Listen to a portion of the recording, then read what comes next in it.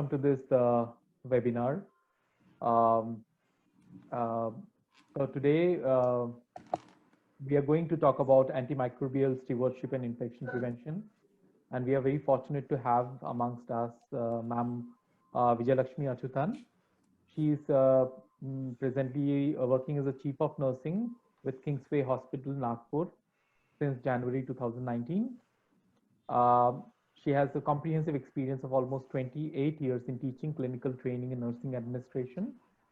She is an ISO and NABH assessor, life member of Indian Psychiatric Association, Infusion Nurses Society, and Trained Nurses Association of India. She graduated from Annamalai University in 1990 and was the best outgoing of the batch, outgoing candidate of the batch.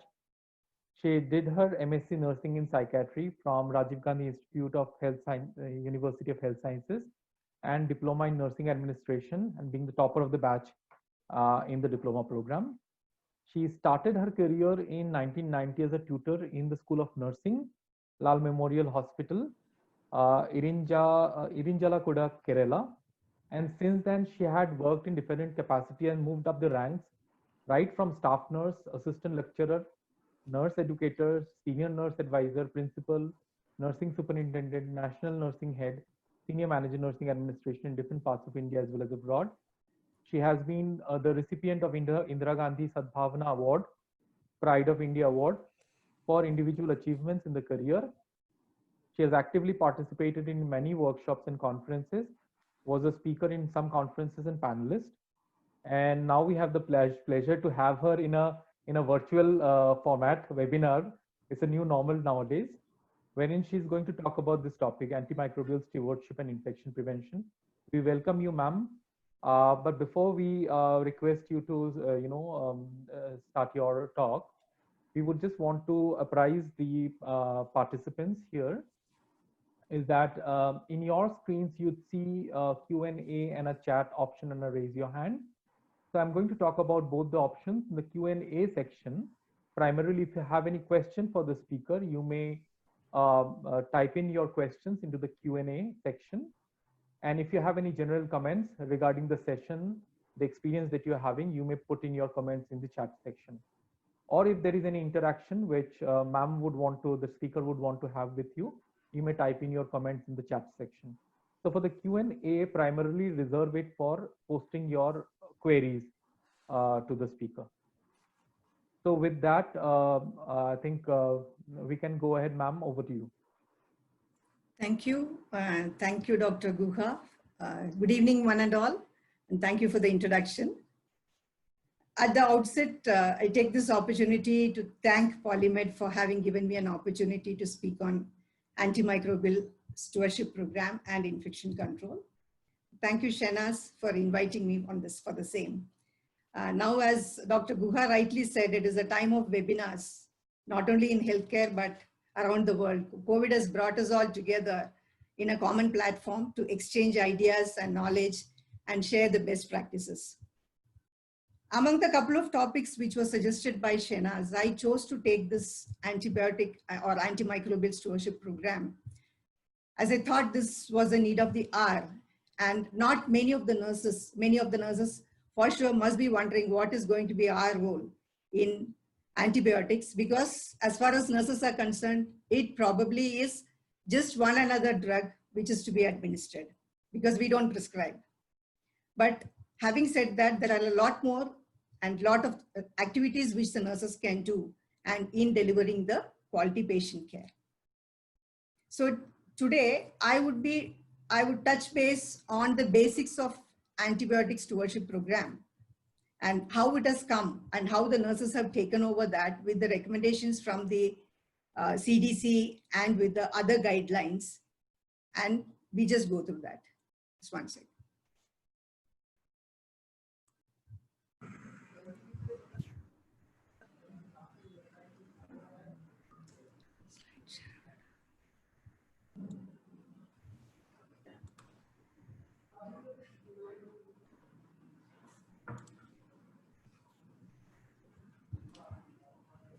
Now, the objectives of this module, by the end of this module, the participants will be able to understand What is antimicrobial stewardship?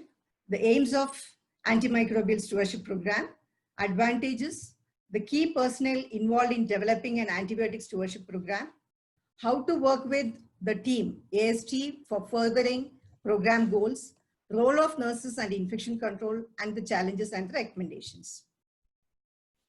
Now, introduction to this. Improving the use of antibiotics in healthcare to protect patients and to reduce the threat of antimicrobial resistance is a national priority. Antibiotic stewardship refers to a set of commitments and actions designed to optimize the treatment of infections while reducing the adverse events associated with antibiotic use. The CDC recommends that all acute care hospitals implement ASP and outline the 7 core elements which are necessary for implementing successful ASPs. We'll just go through that, the 7 core elements in the next slide. CDC also recommends that all healthcare facilities take steps to improve the antibiotic prescribing practices and reduce its inappropriate use. Antibiotics are among the most frequently prescribed medications, with up to 70% of patients receiving one or more courses of systemic antibiotics may be necessary or inappropriate. Harm from antibiotic overuse and underuse are significant while receiving care in any healthcare facility. These harms include risk of serious diarrheal infections from C. diff, increased adverse drug events and drug reactions, and colonization or infection with antibiotic resistant organisms. Now, the core elements as recommended by CDC are leadership commitment. Obviously, without the support of the leadership team, we will not be able to introduce any policies in any of the healthcare facility. Accountability, the core people who are involved in this are physicians, nurses, pharmacists, the infection control team, etc. Drug expertise, establishing access to clinical pharmacists and other individuals with experience or training the antibiotic stewardship. Action, implementing one policy at a time and gradually to start with stepwise. Tracking, monitoring the use of antibiotics, the side effects, the adverse events, etc. Reporting, proper feedback on antibiotic usage and resistance to prescribing clinicians, nurses and other relevant staff, and education to all the healthcare personnel. Now, this is the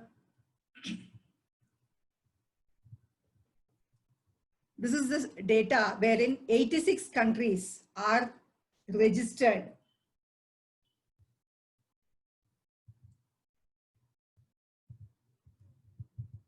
The GLAS country enrollment status as on 16th October 2019.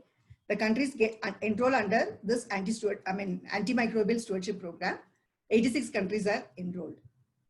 Now, coming to the aims of antimicrobial stewardship program: to optimize the use of antibiotics, to promote behavior change in antibiotic prescribing and dispensing practices, to improve quality of care and patient outcomes, to save on unnecessary healthcare costs, to reduce further emergence, selection, and spread of antimicrobial resistance, to prolong the lifespan of existing antibiotics, limiting the adverse economic impact of antimicrobial resistance, and to build best practices within the healthcare team in the rational use of antibiotics.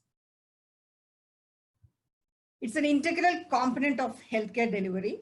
Stewardship is defined as the careful and responsible management of something entrusted to one's care. Today, the antimicrobial stewardship is one of the 3 pillars of integrated approach to healthcare system strengthening. Apart from this, the other 2 are infection control and prevention, and the medicine and the patient safety. Linking all the 3 pillars together to the other components promotes equitable and quality healthcare towards the goal of achieving universal health coverage. Now, there are 5 strategic objectives which are laid down by the Global Plan Action in May 2015, which is the blueprint for the countries developing the national action plans on AMR. Improving awareness and understanding of antimicrobial resistance through effective communication, education, and training. strengthening the knowledge and evidence base through surveillance and research, reducing the incidence of infection through effective sanitation, hygiene, and infection preventive measures, optimizing the use of antimicrobial medicines in both human and animal health.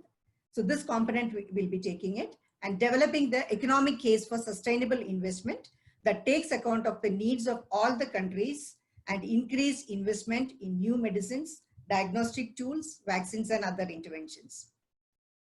Now, the advantages of antimicrobial stewardship program are optimizing the use of antimicrobials, improving patient outcomes, reducing the antimicrobial resistance, and in turn reducing the healthcare associated infections and saving cost. Now, assessing how do we assess the outcomes of antimicrobial stewardship interventions? What are the key messages? The antimicrobial stewardship interventions should be implemented in a stepwise approach. There will be resistance to change in any organization, so it has to be implemented in a stepwise manner, building on the existing structures and reporting, maximizing the teamwork, which is very important because one person cannot handle that. So there should be coordination between the pharmacist, the clinicians who are prescribing, the nursing, the infection control team, and all the others concerned. Encouraging the champions and the clinical staff, including prescribers, to participate. Start small and keep it simple and doable. And it is important to agree on a set time period. The time frame has to be fixed to review the impact of the system which is implemented. Now, the American Nurses Association and the CDC, they have come up with the recommendations on the role of nurses and why nurses have to be part of the antimicrobial stewardship program.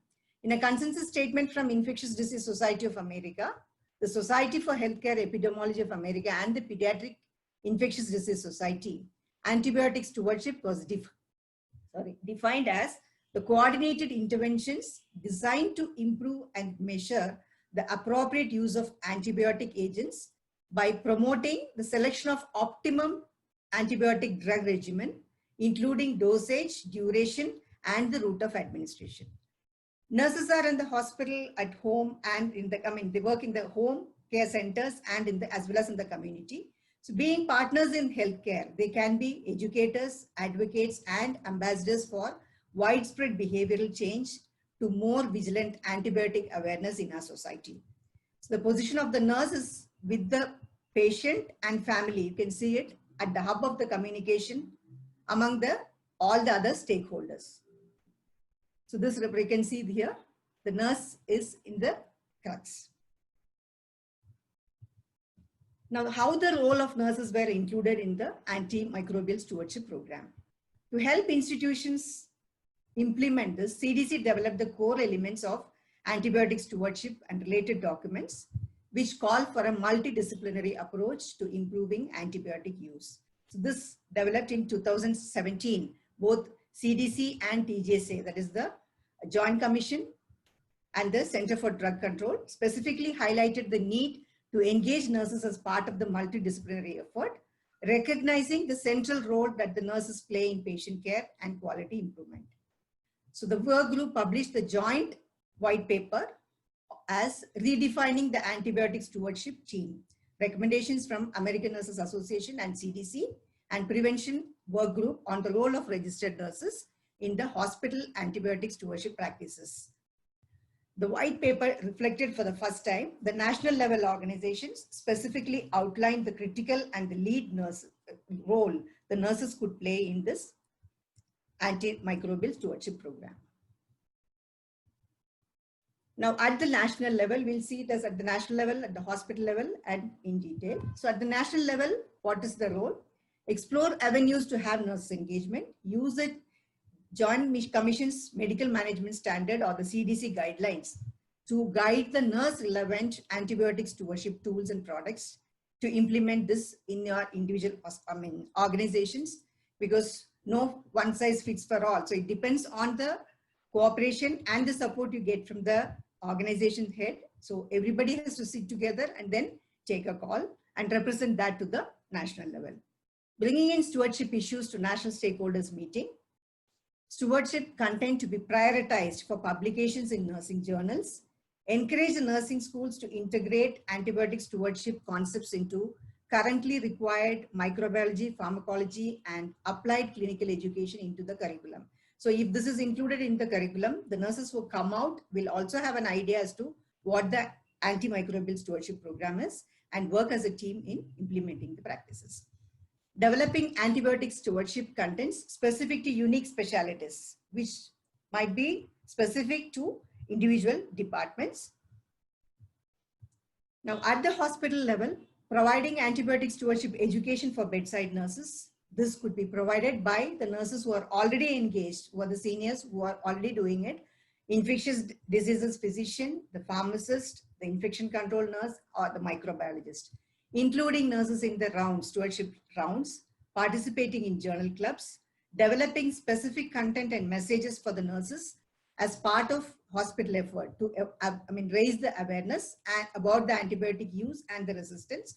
This can be in the form of pocket diaries or in any other form, or pamphlets or something like that, and ensure that the current medication safety policies, including the medication regimen, are reviewed periodically and developed to address all these concerns and are in concordance with the antibiotic prescribing and use.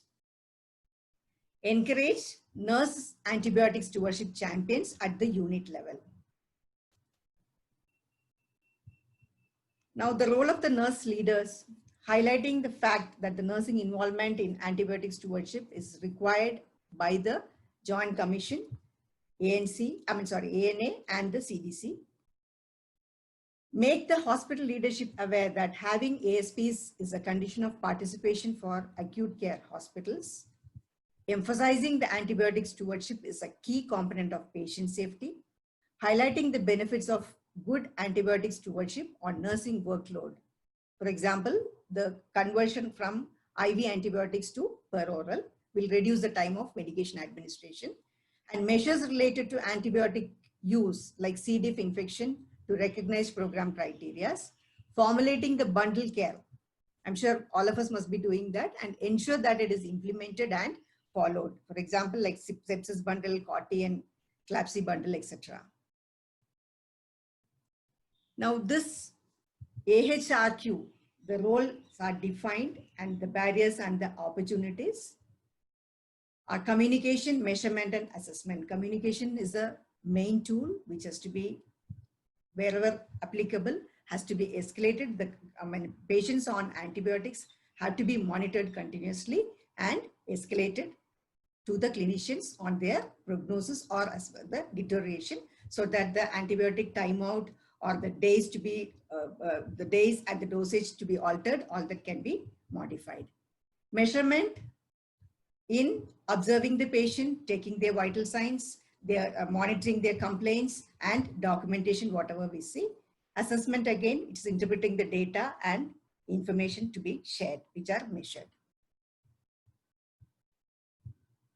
Now, at the time of admission, the nurse's roles will be different at the time of admissions, while taking care and while discharge. So during admissions, what are the things, what are the activities, and what are the measures which can be done? Now, triaging and isolation, this happens during the time of admission. Assessing for any recently treated or ongoing infection, and if the patient is already on any prior antibiotics, and if infections are there, accordingly, the precautions have to be taken. If required, the ICN has to be informed and the opinion has to be taken, and escalation to the others as concerned. Accurate antibiotic allergic history. Patient is allergic to any antibiotics or any other drugs, and then the medication reconciliation has to be done and the record has to be maintained. Complete information for antibiotic course if on antibiotics, obtaining the history and records on why the patient was on antibiotics, or whether even if he has taken earlier, was it a planned, what was the duration of the therapy, and where the clinical and the lab findings monitors were documented, and if there are any data related to that, and who all will need to be notified if the issues are identified related to this course, and what is the follow-up of the infection. Now, when the infection is suspected, comprehensive evaluation, like monitoring the vital parameters, the signs and symptoms, and look for signs of any other infection or any other clinical clues. communicating with the clinician, recording all the findings and communicating using the SBAR tool, initiating management plan, performing active monitoring or initiating the antibiotic treatment as advised. When initiating the antibiotics, the review of the dose and the timings of the schedule for accuracy, ensure that the medicines are given on time and the dosage and the frequency is monitored well by the seniors, check for any history of allergy before administration and follow the rights of medication administration. Now, early and appropriate cultures, if the culture is advised, take the sample and send to the microbiology lab before starting the antibiotic, because most of the nurses, we make mistakes that once we start the antibiotics, then the sample are sent. So this has to be closely monitored. Ensure that the proper techniques are followed while taking the culture. Monitor the culture result and report to the clinician so that any modification in the treatment plan will be required.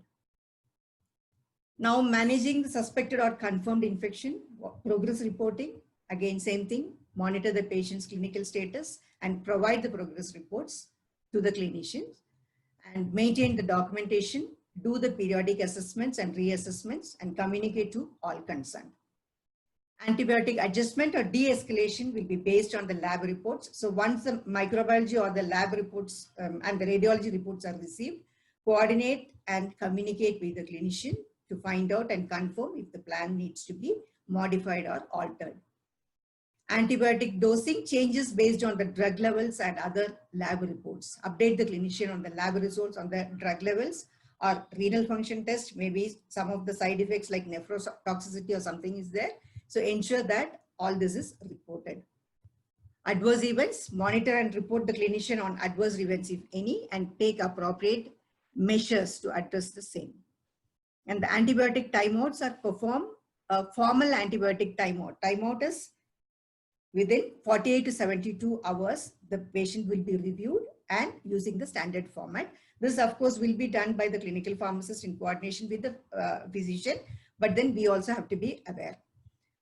Report the clinical progress, lab findings, culture and sensitivity report, including any bug-drug mismatches to the clinician. Make changes in the isolation protocols if necessary. Most of the patients would require the contact precautions, but based on the other other signs and symptoms, the action has to be taken. And at all other times in GIST, it does discuss the medical necessity for diagnostic test. So if we don't understand, for example, patient might not be having, urine cultures and C. difficile tests are given.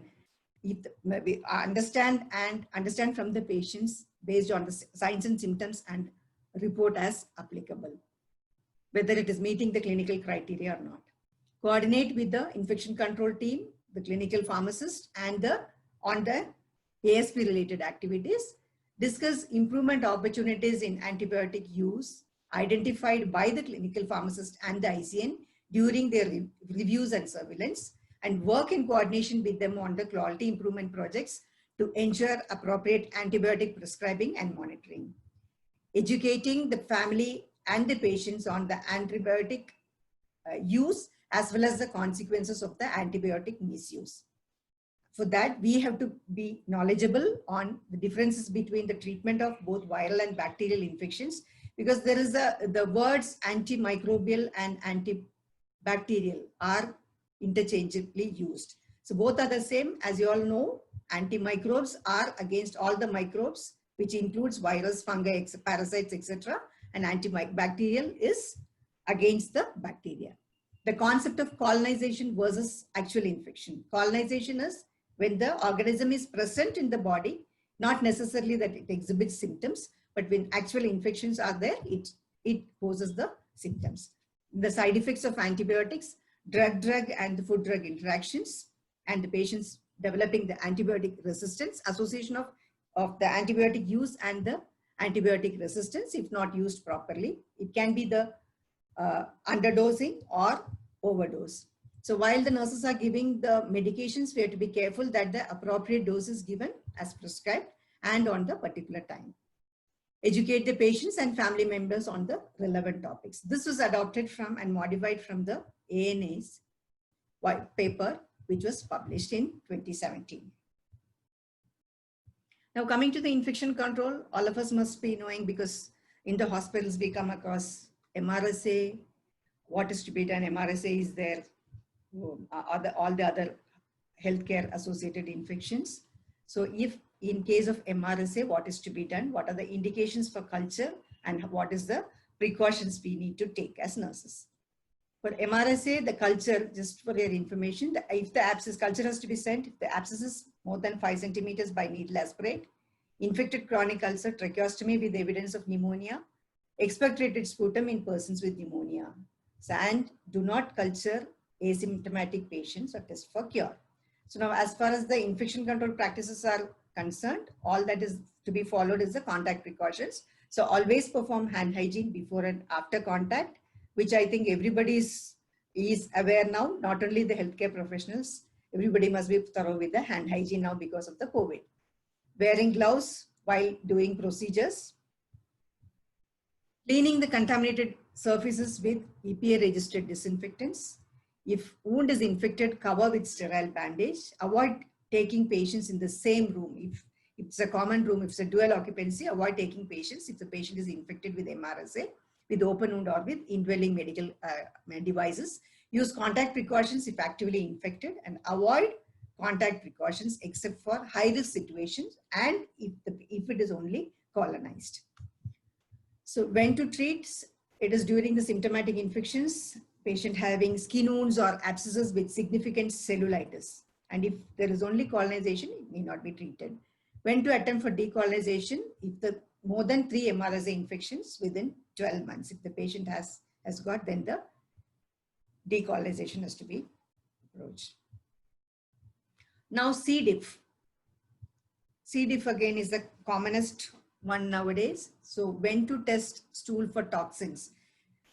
Sick patients with fever and diarrhea, especially if it is bloody, do not test asymptomatic patients and test for cure. So now what is the infection control precautions you need to take? Again, perform hand hygiene with soap and water. It is not only hand rub, it has to be done with soap and water before and after contact. Wear the gloves during the contact. Clean contaminated surfaces with EPA registered sporicidal disinfectants, and contact precautions are required only when the patient is actively infected. And when to treat toxin positive patients, only when there is systematic infection, and to decolonization, never to decolonize. Now, MDRO, when to treat, it is again systematic infections, only symptomatic, not for colonization. The infection control protocols are the same, the contact precautions have to be taken. Same thing with CRE, carbapenem resistant enterobacteria, follow all the infection control protocol. It's all the contact precautions which you need to follow, and antibiotics have to be used stringently. Same with VRE, vancomycin resistant enterococci. So keep the hands clean with soap and water, running water, or using an alcohol based hand sanitizer. Hand washing is the best way to avoid infections away. Keep the cuts and scrapes clean and covered with a bandage, and avoid contact with other people's wound or bandages. Do not share personal items. Of course, it does not happen in a hospital setup, but if it is in a home care setup, we need to take care. Now, how do we address the knowledge gaps in nursing? Identifying the knowledge gaps which present challenges to nurses, involvement in the stewardship effort. Familiarizing the concept of antimicrobial stewardship. So this antimicrobial stewardship, even though this term must be new, but then we are all doing the job, what is expected. But without knowing that it is part of the antimicrobial stewardship program. So familiarize with that. Improving the knowledge of microbiology and antibiotic use. Belief that the antimicrobial stewardship is not our function because we do not prescribe. As I told initially, most of us must be wondering what is going to be our role in the antimicrobial stewardship program because we do not prescribe. There is lack of metrics that quantify nurses' impact on stewardship efforts. The narrow discussion of antimicrobial stewardship in nursing literature also contributes to the problem. Till now, there was no noise made on the active involvement of nurses in the ASP, at least in India. Revisiting the microbiology and pharmacology education in the curriculum to improve nursing engagement. Encouraging discussions of how the microbiology and pharmacology data can be applied to improve the patient care.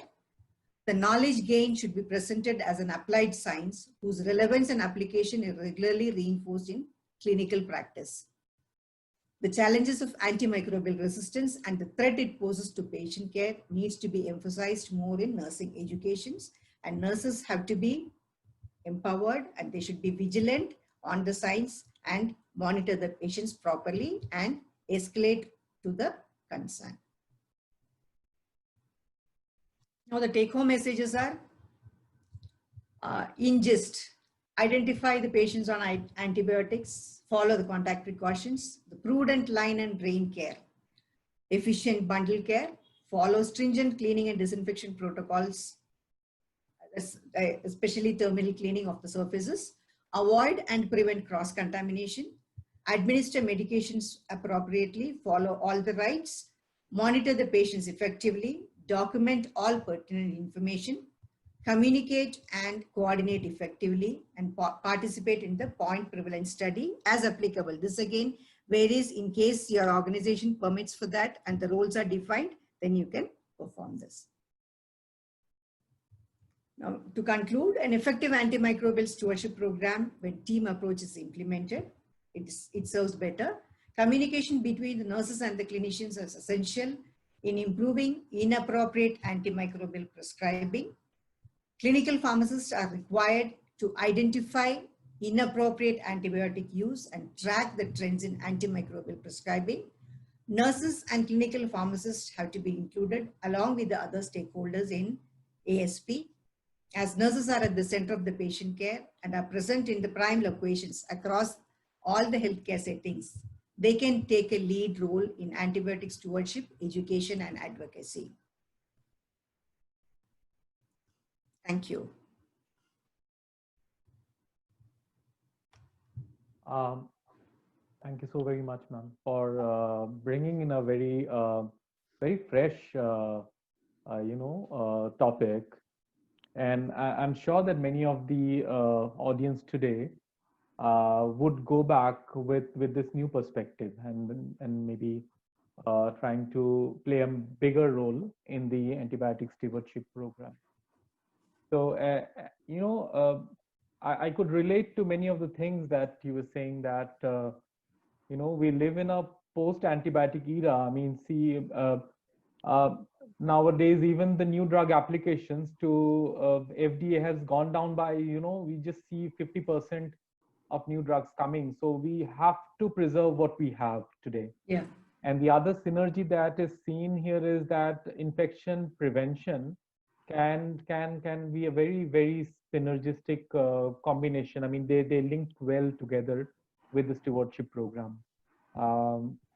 And more people are aware about the misuse or abuse of antibiotics, the more effective and strong, powerful will this stewardship program will become. So I think nurses have a central role, as you said, ma'am, that they are beside the patient. They are the one who is delivering treatment therapy, and they can be very, very strong gatekeepers in monitoring and reporting and coordinating, collaborating with multidisciplinary teams and giving a very strong voice there and being part of the policy making. So I think we were doing it, and it's like just like the example of the bundle care. We are doing it, but then probably nurses don't know that this is as part of the ASP. So we are doing all the activities, but yes, monitoring in the formal way or in a structured manner, we were not included that as ASP. Ma'am, on behalf of maybe of our nursing colleagues out there in the group, would you suggest to acquire more knowledge on this topic? I mean, say as a follow-up, knowledge. Is there any way in which people can go and visit some site, some resources, wherein they can learn more? Yeah. Checklist, any sort of charter that they need to go through before they introduce this type of program? Yeah, the CDC guidelines per se and the American Nurses Association, which is from where they have taken some of the slides, and the AHPQ. So these are the sites from where they can get it. And the roles of nurses are defined because, I mean, I didn't elaborate it because, like, for example, if you say the care, what is being done, it is done on a daily basis. Like the rights of the medication administration or the monitoring for that matter, the infusion nurses will have a better role to play because they will know about the priming and the residual volume and all that. So, I mean, those aspects I did not touch it because yes, it is part of a routine, and I just wanted to highlight on what an antimicrobial stewardship program is. So this can be done in collaboration. Sure. Thank you so very much. And I'm sure that everyone would have taken note of the supplementary resources, the sites from where more information can be drawn. We have already recorded the session. So for all audiences who have logged in today, you'll see the recordings also coming up very soon in social media platforms. So, and also feel free to reach out to us and to ma'am to extract more information if you have any curiosity around this. I don't see anything in the Q&A section. I think it was very comprehensive. It was very clear. I would take that as a very, very positive sign. And there are a lot of thank you messages which are also coming up in the chat box. I think everyone has benefited a lot. There is one question from Dr. Bindu John.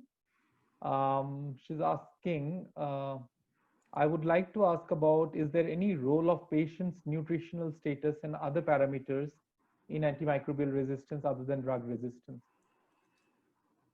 Yeah, I mean, I just mentioned about the drug-drug interaction and the food-drug interaction. Of course, the nutrition, the food the patient takes have to be nutritious, and the complications of that or the impact, the impact of the antibiotics to the body. Nutrition, sorry? So the question was patient's nutritional status. So ask about immunity. Sorry? Other parameters. And any other parameters in antimicrobial resistance other than drug resistance. Yeah, the immunity would be compromised if the nutrition is not taken properly. So that adequate, the proper, the dietitian role is also there. So they just, they have to be included. And the patient has to take adequate nutrition. Of course, we do give the IV fluids because these infections, if you see, the patients who have got infected with MRSA or any other hospital-acquired infection for that matter, would be in the ICUs. So maybe there's protein supplements and other things have to be given. Yeah. And typically we are talking about very sick patients in ICUs who, obviously, yes, and who are given maybe some immunosuppressants also for that matter. Yes, maybe yes, they may be on steroids, etc. Yeah. So, or maybe steroids also. Yes. Yes. Because all this definitely caters to patients in ICUs, because as I mentioned, all the infections which I mentioned, we generally do not admit unless otherwise patient goes home and then comes back as an admission, like MRSA or something like that. So, I mean, generally the patients are catered to or taken care of in the ICU setup. So the supplements have to be given. Right, right. So it's quite equivocal. I think it's a very strong message that all nurses have a central role to play along with the clinical pharmacists to monitor and track and report emergence of any resistance, and to be gatekeepers in the judicious use of these very precious and very limited antibiotics that we have today. Yeah, because the surveillance happens, the antibiogram, how it has to be read. We have to, like, as I told you, the underuse also. Medication errors keep happening. Whatever we may say, whatever protocols we may put in place, definitely there are medication errors happening. So it can be either the underdose or maybe we give, we should be careful, but still all that counts. Thank you so very, ma'am. I think it was really a great informative session. Thank you, Shehnaz, for organizing this. Thank you, Polymedicure team also, who happens to be joining the session all through. And thank you all of you who have taken out time to log into the session. And last but not the least, my heartfelt thanks and gratitude to Vijayalakshmi ma'am for sharing a very important topic. which is not only going to improve practices and improve patient care, but also secure a very dominant place in the entire um, nursing services and the role that you have to play in policy making. I think it was very important, very informative. Thank you. And Thank you.